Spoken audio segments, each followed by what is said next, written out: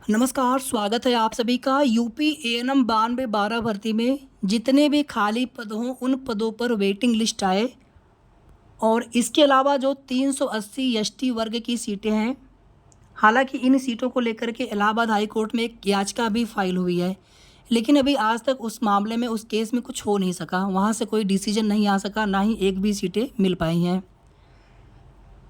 अगर यहाँ पर हम सभी सीटों को ले लें तो लगभग 400 से 500 कम से कम सीटें खाली होनी चाहिए। किसी भी भर्ती में कुछ न कुछ सीटें खाली होती हैं। जब फाइनल मेरिट लिस्ट आ गया, फिर ज्वाइनिंग होने लगती है तो कुछ न कुछ सीटें 100% खाली होती हैं। किसी किसी भर्ती में क्या होता है, किसी कैटेगरी में सीटें नहीं मिल पाती हैं तो उस स्थिति में भी सीटें खाली रह जाती हैं। आज से लगभग 1 साल पहले वेटिंग लिस्ट को लेकर के प्रयास खूब किया गया था, 2-3 महीने तक। चाहे उसमें ट्विटर कैंपेन हो, कई बार पत्र भेजा गया था। आप लोगों ने अपने पैसे भी उसमें ख़राब किए, खर्च किए।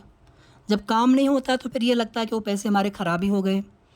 इसके अलावा कई बार जनता दरबार में भी बहनें गई हुई थी, लेकिन वहाँ से भी कुछ हो नहीं पाया वेटिंग लिस्ट को लेकर के। दूसरी तरफ 380 सीटों को लेकर के इलाहाबाद हाई कोर्ट में एक याचिका भी फाइल कर दी गई थी। हालांकि उसका कुछ पता नहीं चल सका है और ना ही उसमें कोई डिसीजन आया है उनके फेवर में अभी तक। तो वो मामला वैसे का वैसे पड़ा हुआ है।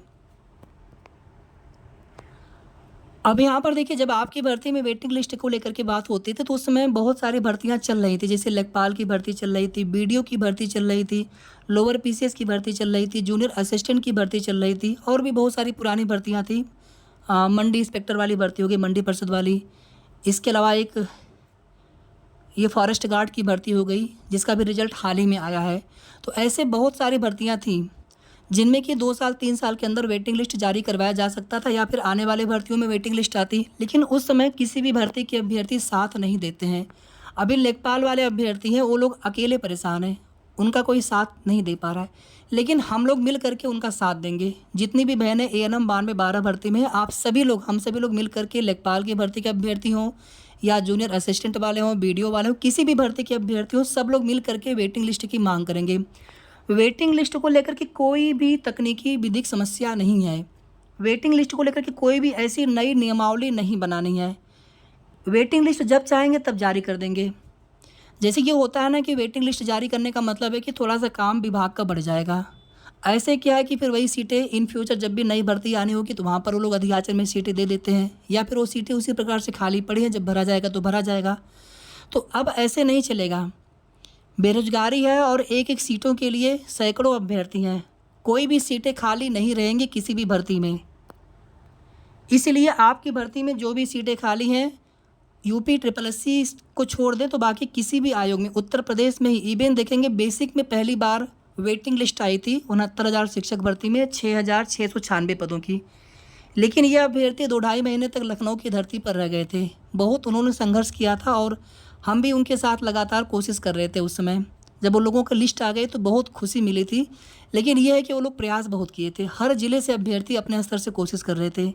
अब इसी तरीके से यूपी ट्रिपल एससी से वेटिंग लिस्ट को लेकर के भी प्रयास किया जाएगा। बाकी लोग क्या करेंगे हमें नहीं पता है, लेकिन हम आप सभी का साथ खुल करके देंगे और जितना हम खुद कोशिश कर पाएंगे वो पूरी कोशिश करेंगे वेटिंग लिस्ट को लेकर के। फिर भी देखिए, आप सभी बहनों से बस इतना निवेदन है कि हम आपके लिए प्रयास कर सकते हैं, आपके लिए कोशिश कर सकते हैं निस्वार्थ भाव से। पहले भी हमने कोशिश की थी लेकिन सफलता नहीं मिल सकी। इस बार फिर से कोशिश करेंगे। होना ना होना वो ईश्वर के हाथ में छोड़ देते हैं, लेकिन हम लोग प्रयास करेंगे। सेकेंड चीज़ यहाँ पर देखिए, 380 सीटों को लेकर के भी लड़ाई लड़ी जाएगी। 69,000 शिक्षक भर्ती में ही 1133 सीटें खाली रह गई थी एसटी कैटेगरी की। उनमें से कुछ सीटें हॉरिजॉन्टल रिजर्वेशन वाली, उसमें जैसे भी एडजस्ट करना पड़ा हो। 1110 सीटें वहाँ पर एसटी की एससी को सीधे सीधे दे दी गई थी। एसटी की सीटें देखिए सभी को नहीं मिल पाएंगी। मैं कोई भी ऐसी झूठी जानकारी या फिर कोई भी ऐसी झूठी उम्मीद या कुछ भी ऐसी अपडेट आप सभी को कभी नहीं देता हूँ जो ना हो, जो सही ना हो। सिर्फ आपको अच्छा लगे या फिर ऐसे ही केवल आप परेशान हो, तो ऐसी चीज़ें हम कभी नहीं बताएंगे। भले ही हमें आप बुरा कहें, ठीक है, लेकिन हम आपको सही जानकारी देंगे। तो प्लीज़ आप लोग इस चीज़ को समझने का प्रयास करिएगा। एसटी की सीटें ओबीसी को भी नहीं मिल पाती हैं, एसटी की सीटें जनरल को भी नहीं मिल पाती हैं, लेकिन एसटी की सीटें एससी कैटेगरी को 100% मिल सकती हैं। इसके लिए भी संघर्ष किया जाएगा और 100% उम्मीद मान करके ही चीज़ें हम लोग करेंगे, प्रयास करेंगे। लेकिन प्लीज़ आप लोग, अब बाद में हम कोई भी काम करने जाते हैं तो ये मान करके हम लोग काम करते हैं, प्रयास करते हैं कि उसमें सफलता असफलता दोनों चीज़ें होती हैं। और हम बार बार ये भी निवेदन आप सभी से करते थे पहले और आज भी करेंगे कि इन सब मुहिम में आप लोग थोड़ा सा आप लोग साथ देंगे, बहुत ज़्यादा परेशान नहीं होना, बस थोड़ा सा आप सभी को साथ देना है। अब ऐसा नहीं कि कभी लखनऊ जाना, कभी गोरखपुर जनता दरबार, ये सब चीज़ों के लिए हम लोग पहले बहुत प्रयास कर चुके हैं। तो ये सब काम जब बहुत आवश्यक लगेगा हम तभी बोलेंगे। बाकी आप लोगों को तैयारी करना है, क्लास हम ले रहे हैं, बहुत कम फीस है, आप सभी लोग जुड़ जाएंगे बैच से। बाकी आगे भी हम प्रैक्टिस सेट चलाएंगे जो फ्री वाली, लेकिन वो एग्ज़ाम से 1-1.5 महीने पहले रहेगा। अभी आप रेगुलर क्लास में जुड़ जाएंगे तो फिर उससे क्या होगा कि आपकी तैयारी अच्छे से चलती रहेगी। तो तैयारी आप सभी को नहीं छोड़ना है, आपको नौकरी मिलना चाहिए, चाहे यहाँ पर मिल जाए या फिर नई भर्ती में मिल जाए, बस हमारा इतना उद्देश्य है। तो इन दोनों ही मुहिम को लेकर के हम लोग यहाँ पर फिर से प्रयास करेंगे। वेटिंग लिस्ट को लेकर के ऑलरेडी एक ग्रुप है, लेकिन हम यहाँ पर एक अलग से सेपरेट ग्रुप फिर से बनाएंगे। और 380 सीटों को लेकर के भी ये दोनों मामला अलग है। अगर हम यहाँ पे जानते हैं कि जितने भी यहाँ पर सामान्य वर्ग की बहनें होंगी या फिर ओबीसी वर्ग में, तो आप यही कहेंगे कि आप क्यों मना कर रहे हैं। हम मना नहीं कर रहे हैं, ये चीज़ें किसी भर्ती में नहीं होती हैं कि एसटी वर्ग की सीटें जनरल या फिर ओबीसी को नहीं मिलती हैं। ईडब्ल्यूएस की सीटें, उसमें ऐसा सरकार ने स्वयं उसमें संशोधन कर रखे हैं। ईडब्ल्यूएस के जो अधिसूचना है केंद्र सरकार द्वारा 2019 में, तो राज्य सरकार ने उसमें प्रोविज़न कर रखा है कि अगर ईडब्ल्यूएस में कभी सीटें खाली रह जाती हैं तो उन सीटों को हम जनरल में जोड़ देंगे, अनारक्षित में जोड़ देंगे। और अनारक्षित में जोड़ने के बाद फिर वहाँ पर सभी लोग, यानी किसी भी वर्ग के अभ्यर्थी हों, जनरल हों, ओबीसी, एससी, एसटी, तो सभी कैटेगरी के अभ्यर्थी वहाँ पर एक समान रूप से मेरिट में फाइट करेंगे और सिलेक्शन लेंगे। लेकिन ओबीसी या एसटी की या एससी की सीटों को लेकर के ऐसा कोई प्रोविज़न नहीं है कि इनकी सीटें खाली रह गई तो इनकी सीटें आगे जोड़ सकते हैं क्या जनरल में, तो ऐसा कोई प्रोविज़न नहीं है। सेकंड चीज़ देखिए, एससी एसटी या फिर जब भी आरक्षण की बात आती है तो उत्तर प्रदेश की आरक्षण नियमावली है ओबीसी के संबंध में, एससी एसटी के संबंध में। एससी एसटी की सीटें आपस में कन्वर्टिबल होती हैं, इसमें माननीय सर्वोच्च न्यायालय के जजमेंट भी है, इसमें कुछ नियमावली भी है, संवैधानिक प्रावधान भी है। तो ये सीटें जब भी मिलेंगी एससी कैटेगरी को ही मिलेंगी। और एससी कैटेगरी को 380 सीटें मिलने का मतलब है कि 4-5 नंबर तक भी या उससे भी ज़्यादा मेरिट डाउन हो जाएगी। अब यहाँ पर एग्जैक्टली कितने बहनें लगभग सिलेक्शन से वंचित रह गई है, तो उनकी संख्या बहुत ज़्यादा नहीं है। और 380 सीटों का मतलब है कि बहुत लोगों को नौकरी मिल जाएगी, 4-5 नंबर तक मेरिट डाउन हो जाएगी। लेकिन इसके अलावा भी सभी वर्गों की कुल मिलाकर के सीटें कम से कम 400-500 सीटें आपकी भर्ती में खाली होंगी या हो सकती हैं। होंगी तो नहीं कहेंगे यहाँ पर, लेकिन हो सकती हैं। अब आप कहेंगे जब इतनी सीटें बाहर निकाल देंगे तो कितनी सीटें बचेंगी वेटिंग लिस्ट के लिए। तो अगर 100, 150, 200 सीटें भी अगर खाली होंगी, बहुत सारे रीजन होते हैं जिनकी वजह से सीटें खाली होती हैं।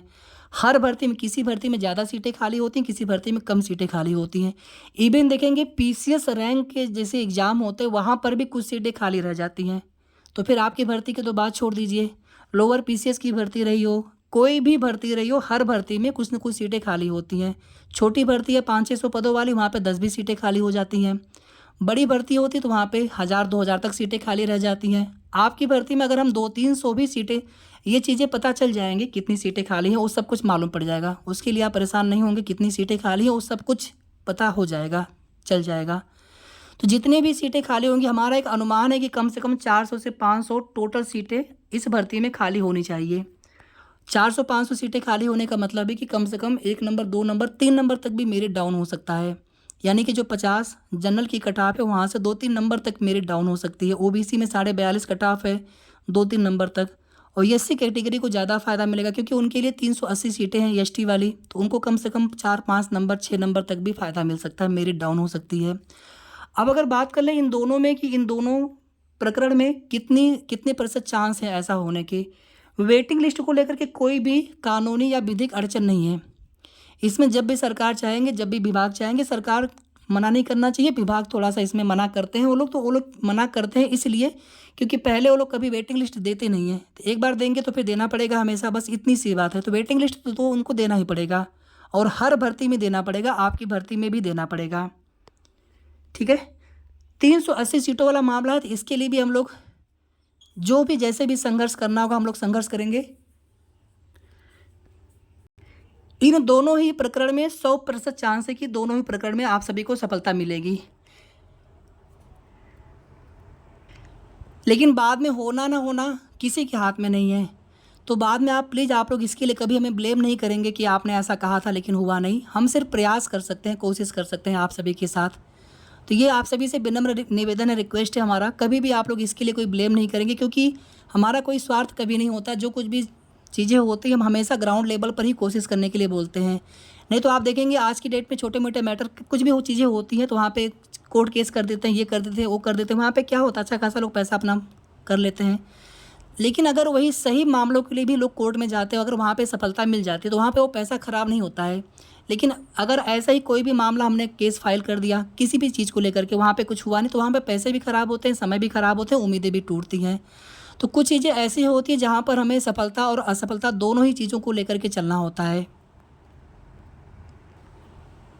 बाकी परिवार कल्याण स्वास्थ्य विभाग से एक बार पता कर लिया जाएगा कि कितनी सीटें खाली हैं 92-12 वाली भर्ती में।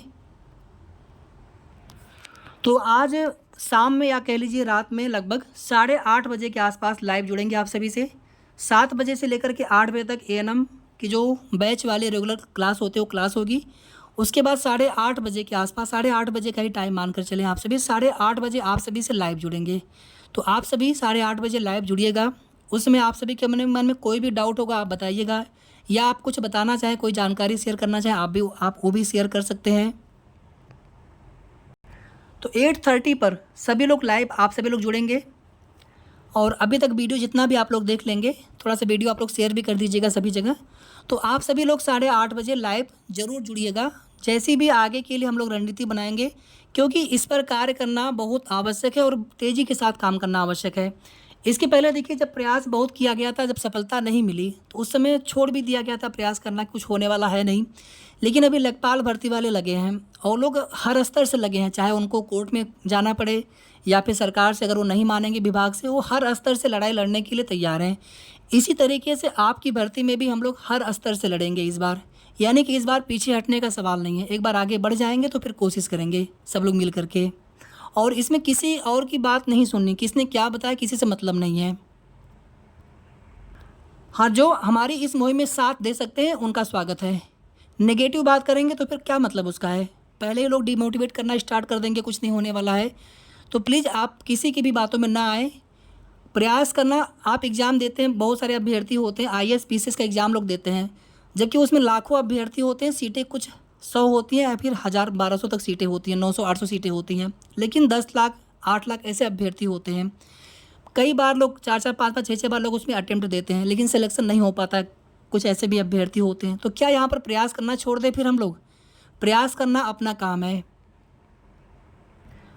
बस यही होगा, कुछ हमारे पैसे ख़राब होते हैं प्रयास करने के चक्कर में, कभी हमें कहीं जाना पड़े या किसी भी स्तर से, या हमारा समय थोड़ा सा ख़राब होता है।